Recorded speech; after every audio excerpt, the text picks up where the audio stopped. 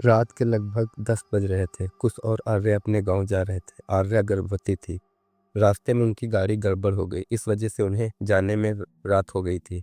गांव का रास्ता घने और बेहद जंगलों से होकर गुजरता था। उस दिन अमावस्या थी, इसलिए रात भी भयंकर काली और डरा देने वाली थी। कुश ने गाड़ी तेज चला रखी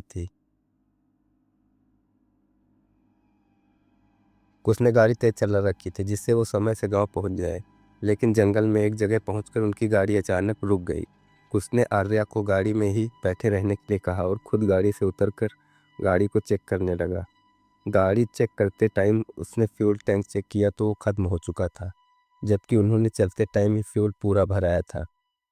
तभी आर्या भी उस गाड़ी से उतर कर आ गई और बोली, क्या हुआ, ये गाड़ी अचानक क्यों रुक गई? कुछ, गाड़ी में फ्यूल खत्म हो गया है। आर्या, फ्यूल खत्म हो गया? लेकिन हमने तो आते टाइम ही फ्यूल भराया था। कुछ कुछ सोचते हुए, हाँ लेकिन खत्म हो गया। अब हमें किसी तरह यही रात गुजारनी होगी। आर्या थोड़ा डरते हुए, इस बेहद जंगल में? कुछ गाड़ी में लाक लगाते हुए, हाँ आर्या, हमारे पास दूसरा कोई रास्ता भी नहीं है। रुको मैं देखता हूँ, कुछ अपने शायद आसपास कोई रुकने का स्थान हो। कुछ अपने मोबाइल की लाइट जलाकर इधर उधर देखता है तो उसे एक घर टाइप कुछ दिखाई देता है। वो आर्या से कहता है, चलो वहाँ शायद कुछ है, हम वहाँ रुकते हैं। आर्या उस तरफ देखने के बाद कुछ से कहती है, तुम्हें कुछ अजीब नहीं लग रहा? मतलब इस उजड़े जंगल में घर होना? कुछ थोड़ा लापरवाह होते हुए, हमें क्या लेना देना, हमें तो रात गुजारनी है। आर्या ना चाहते हुए भी उसके साथ उस तरफ चल पड़ती है। थोड़ी दूर चलने के बाद वो घर के पास पहुंच जाते हैं। बड़े आश्चर्य की बात थी कि घर का दरवाज़ा खुला था और वहाँ लाइट भी जल रही थी, जबकि आसपास कोई भी नहीं था। कुश और आर्य जैसे ही उसके अंदर प्रवेश करते हैं, घर का दरवाज़ा बंद हो जाता है और सारी लाइट बुझ जाती है। कुश और आर्य दोनों ही डरकर एक दूसरे का हाथ पकड़ लेते हैं। तभी घर के किसी कोने से दरवाज़ा खुलने की आवाज़ आती है और एक लड़की, जिसका शरीर पूरी तरह जल चुका था और उसके पूरे शरीर पर मांस के लोथड़े लटक रहे थे, वो हंसते हुए बाहर आती है और कहती है, आओ आओ, मुझे तुम्हारा ही इंतजार था। आखिर तुम आ ही गए ना। तुमने जो मेरे साथ किया था वही अब तुम इसके साथ करोगे ना।